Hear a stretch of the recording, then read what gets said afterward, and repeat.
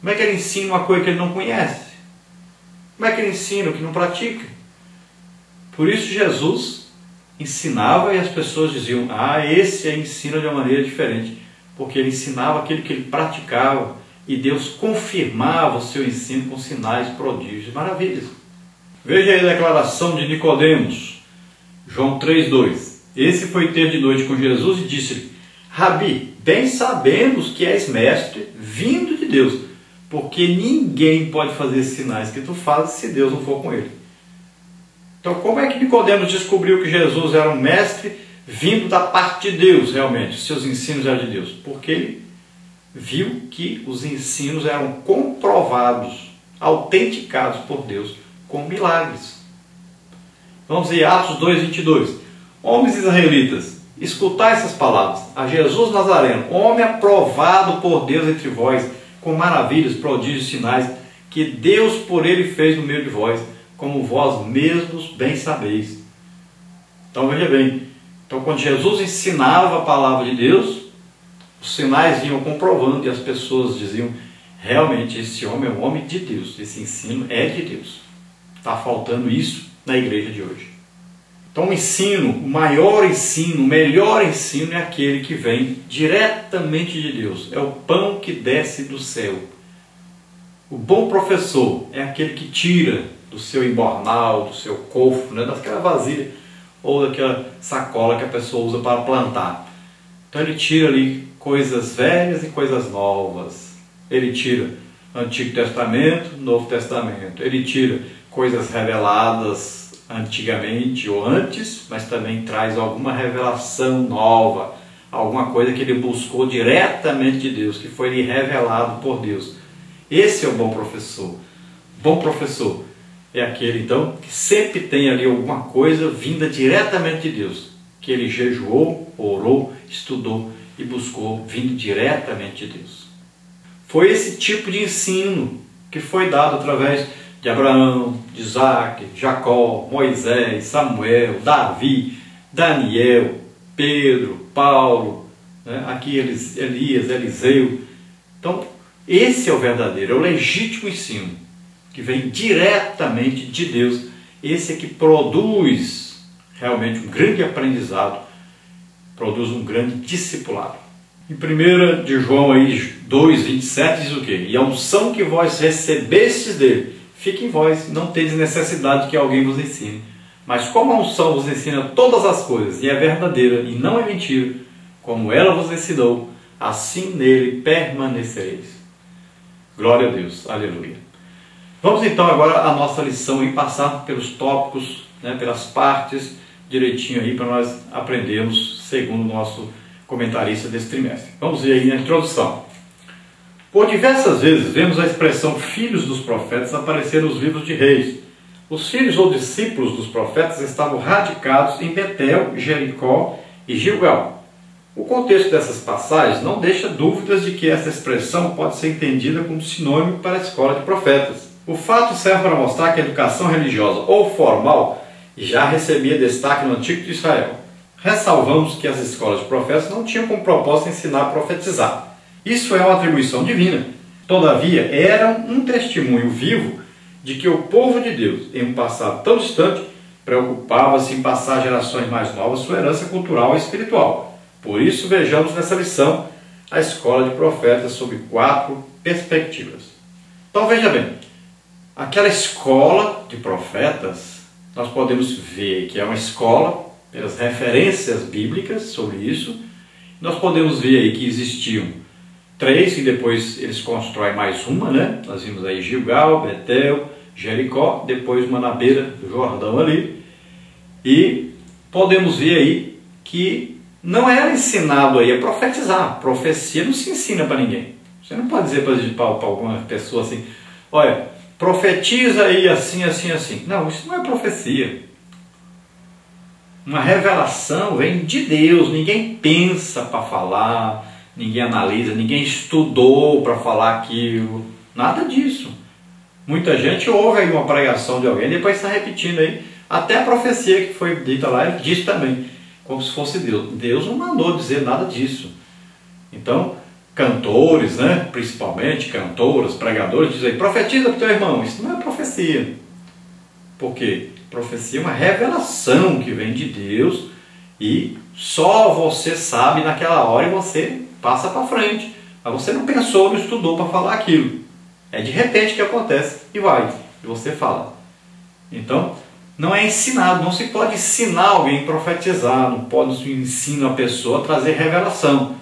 Agora se ensina a pessoa a jejuar, a orar muito, a estudar muito a palavra de Deus, né? Para saber o que está acontecendo no mundo em geral, a situação, né, política, religiosa do mundo. Essas coisas devem ser ensinadas, devem ser estudadas, e a pessoa deve buscar a comunhão com Deus e desejar que Deus o use em revelações, em milagres, em prodígios, sinais. Deve desejar e buscar isso, acreditar. É para cada um de nós. Agora, não existe como você estudar como falar uma revelação, como você vai aí de repente profetizar. Não, isso aí vem direto de Deus. São pouquíssimas as pessoas hoje na igreja que têm algum tipo de dom e operação na sua vida. Pouquíssimas, muito raro mesmo ver alguém hoje. Era para ser diferente. A igreja em Corinto, apesar de viver com muitos defeitos e pecados, era a igreja onde os dons operavam. Então, não é por causa da perfeição dos crentes, não é por causa de serem muito santos que eles vão aí ser usados. É porque desejam, porque acreditam. Há uma grande diferença, porque às vezes a pessoa confunde, pensa que uma pessoa, quando é usado por Deus em algum dom, aquela pessoa é mais santa que todo mundo, é perfeita, não erra, não peca. Não, não é assim. Tudo de Deus é pela sua misericórdia, pela sua graça. E Ele quer ajudar aos outros. Ele visa a edificação da igreja, a consolação da igreja, a exortação. Ele visa o bem-estar de todos, que sejam curados, batizados com o Espírito Santo, libertos. Então, Deus ama a todos nós. E Ele vai usar aquele que deseja ser usado, aquele que acredita nele, aquele que realmente está buscando. Então, cada um de nós busque.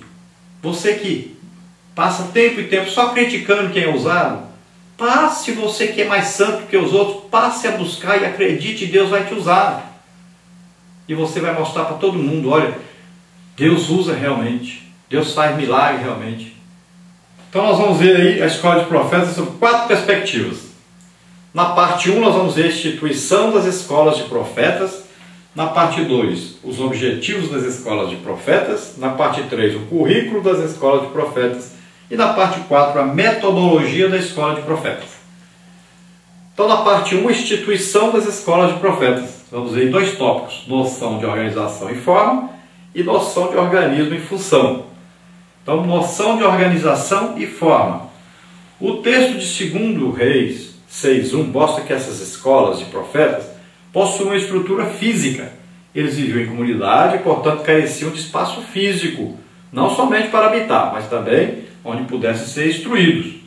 Eis que o lugar em que habitamos diante da tua face nos é estreito. Vamos, pois, até o Jordão, tomemos de lá cada um de nós uma viga e façamos-nos ali um lugar para habitar ali. Observa-se nesse texto que a estrutura acabou ficando inadequada e um espaço maior foi reclamado. Para que se tenha uma educação de qualidade, necessita-se de uma estrutura adequada. Não podemos educar sem primeiro estruturar. Então nós podemos ver aí claramente que existia uma estrutura, existia uma coisa construída, né? Uma choupana, uma cabana, ou um lugar ali onde os profetas poderiam se reunir. Eles tinham por costume se reunir em volta do mestre, fazendo um círculo, para que o mestre pudesse olhar para cada um dos seus olhos, para transmitir esse ensino, para ficar fixado realmente para cada um. Então, eles teriam que ter um espaço ali. E não haviam mesas nessa época, não haviam cadeiras nessa época. Você sentava era no chão mesmo. Quando havia mesa, era a mesa mais no chão mesmo, bem pertinho do chão. E as pessoas se assentavam sobre aí almofadas no chão. Então vamos ver que ali era uma reunião onde as pessoas estavam reunidas para aprenderem realmente de Deus. E nós devemos aprender com esses homens de Deus. Devemos aprender que a igreja precisa de estrutura para haver ensino. Por incrível que pareça, depois de tanto tempo, até hoje nós não aprendemos. Nós construímos igreja, mas não construímos a escola.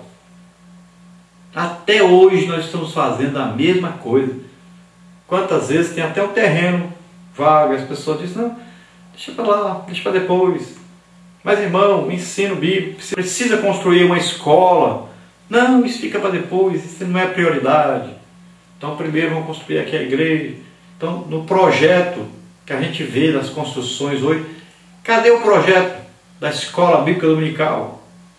Deveria ser uma prioridade. Deveríamos ter escolas aí, grandes escolas da igreja, no Brasil inteiro. As melhores escolas deveriam ser as nossas escolas. Deveriam até as pessoas que nem crentes são, deveriam procurar estudar nas nossas escolas, porque veriam que nas nossas escolas as pessoas não estão lá mexendo com drogas, não estão se vestindo de qualquer maneira, não estão aí matando aula, não estão aí fazendo confusão. Então nós deveríamos ter excelentes escolas em todo o Brasil, mas nós não investimos em educação. E o resultado nós estamos vendo. Nós estamos aí com muita gente sem estrutura, qualquer coisinha a pessoa cai, se desvia. Quantos estão vivendo aí debaixo da ação de demônios?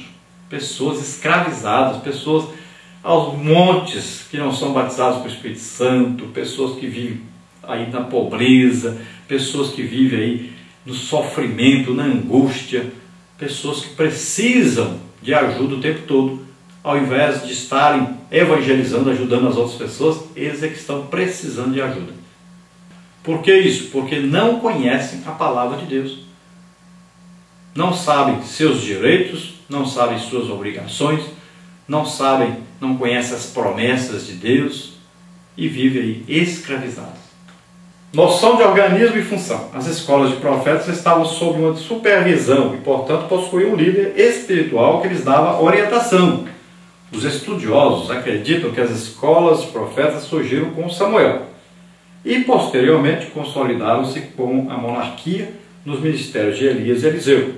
No texto de 2 Reis 6:1, verificamos que os discípulos dos profetas estavam sob a orientação de Eliseu e era com este profeta que buscavam instrução. Eliseu não era apenas um homem com dons sobrenaturais, capaz de prever o futuro ou operar grandes milagres, mas também um profeta que possui uma missão pedagógica. Então sempre nós vamos ver aí que existia alguém presidindo essa escola. Nós vemos Samuel presidindo, nós já lemos, e vimos depois Elias presidindo, vimos depois Eliseu presidindo. Então sempre havia um profeta que, ao mesmo tempo, ele conhecia a palavra de Deus, ao mesmo tempo era um homem de oração, e ao mesmo tempo era um homem tremendamente usado por Deus em sinais, prodígios, milagres, maravilhas. Então veja bem que essas coisas eram necessárias e importantes. Alguém que pudesse ser exemplo para os outros. Então esses mestres ensinariam através da palavra falada, ensinada, mas também através das suas próprias vidas, da sua experiência com Deus. Parte 2, aí, os objetivos das escolas de profetas. Tópico 1, treinamento. Tópico 2, encorajamento. Então vamos ver treinamento. O texto de 2 Reis 2, 15 e 16 mostra que fazia parte do treinamento das escolas dos profetas trabalhar sob as ordens do líder, obtendo assim permissão para a execução de cada tarefa. Em outras situações, observamos que os filhos dos profetas, quando já treinados, podiam agir por conta própria em determinadas situações. Na igreja, o discipulado ocorre quando aquele que foi ensinado compartilha com outro o seu aprendizado. Então havia aí um treinamento. O líder estava ali para treinar aqueles seus alunos. Ele iria então fazer com que eles também trabalhassem. Vamos ver aí, por exemplo,